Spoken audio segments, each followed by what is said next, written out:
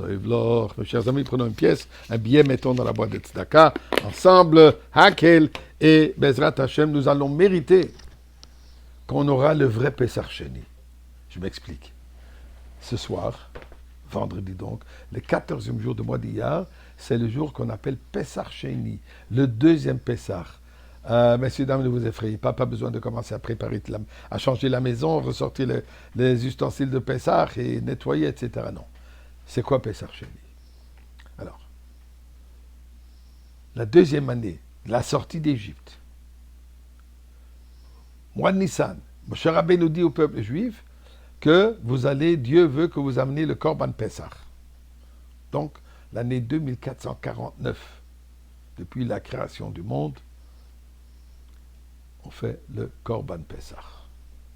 Mais à ce moment, il y avait un groupe de personnes qui, eux, ils étaient tamé la nefesh. Ils étaient spirituellement impurs. Pourquoi? Puisqu'ils étaient en contact avec la mort. Après une opinion, c'est eux qui transportaient le cercueil de Yosef Hatzadik. D'autres opinions disent c'était les gens qui faisaient part de la Chevra Kadisha, qu'eux, ils s'occupaient d'enterrer les gens, ceux qui mouraient naturellement. Donc, le fait qu'on vient en contact avec la mort, avec un défunt ou avec un cercueil, on n'a pas le droit d'amener le sacrifice. Ils sont venus chez Akadosh Baruch Hu, à travers Moshe Rabbeinu, ils ont dit la manigara. Pourquoi est-ce qu'on est privé? Pourquoi est-ce que nous, on perdra l'opportunité de participer dans la mitzvah de Korban Pessah? Pourquoi est-ce qu'on manquerait cette opportunité d'apprécier la rédemption, d'apprécier la délivrance? Dieu a vu qu'ils sont sincères. Dieu dit, ok, je vous donne une deuxième opportunité. Et vous allez pouvoir, le mois d'Iyar, le 14e jour du mois d'Iyar, vous allez faire Pessah Sheni. Vous allez vous rattraper. C'est ce que le rabbi précédent appelle en yiddish. Ça nous enseigne nitok un farfal. Il y a toujours une deuxième chance. Mais si regardez quelque chose chronologiquement, quand la Torah nous raconte ça, c'est un message intéressant là-dedans. Ceci s'est avéré quand? Le mois de Nissan, l'année 2449. Ceci donc devrait être situé au début de Sefer Bamidbar, où la Torah commence à nous raconter le 6 jours dans le désert.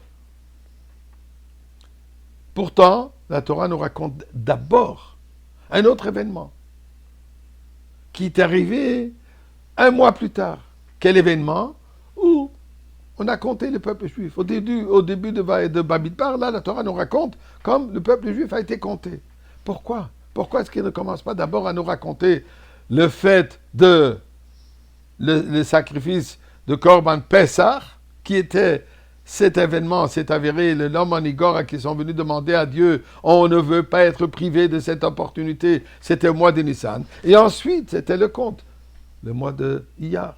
Nous disent dans Chachamim, il y a eu un aspect négatif dans le Korban Pessah. Je m'explique. Durant toute la période où on était dans le Bidbar, il n'y avait qu'une fois qu'on a fait le Korban Pessah. Le fait que pendant 39 ans, on n'a pas fait le Korban Pessah, Dieu décide d'abord de nous raconter que malgré tout ça, il nous a compté. Puisque nos comptes, ça représente quoi? À quel point l'amour et la valeur importante que chaque individu porte dans les yeux d'Akadosh Baruch. Mais la question qui se pose, pourquoi est-ce qu'on peut leur trouver coupables qu'ils n'ont pas fait le Korban Pessah? C'est pas par volonté qu'ils l'ont pas fait. Ils l'ont pas fait puisque la mitzvah, Dieu dit, quand vous allez arriver en Eretz Israël, c'est là où vous allez faire le Korban Pessah. À l'exception d'Égypte, et à l'exception de la première fois, la deuxième année, quand ils étaient dans le Midbar. Mais le reste, Dieu leur a dit, non, il faut le faire en Eretz Israël. Alors, qu'est-ce qu'on voulait d'eux? Il n'y a pas de mitzvah. Pourquoi est-ce qu'on peut considérer ça comme quelque chose, une lacune de la part d'Am Israël? Eh bien, la réponse, elle est dans Pessah Sheni. Qu'est-ce qu'il y avait Pessah Sheni? Un groupe que n'ont pas eu le droit de participer, pas puisqu'ils ne voulaient pas, Tout simplement puisqu'ils étaient tamés. Ils étaient tamés pas par volonté, mais puisque c'est ce qui était exigé d'eux. Leur réaction n'était pas « Bon, c'est ça ce que Dieu veut, c'est ce que je ne fais pas ». Leur réaction était « Je veux trouver une opportunité, je veux demander à Kadosh Baruch Hu, donne-moi une autre possibilité de pouvoir participer ». Le fait que pendant 39 ans, ils n'ont pas exigé, ils n'ont pas demandé à Kadosh Baruch Hu, laisse-nous faire la mitzvah, ceci montre une lacune. Ceci est un enseignement important. Plus que 39 ans que nous sommes en exil.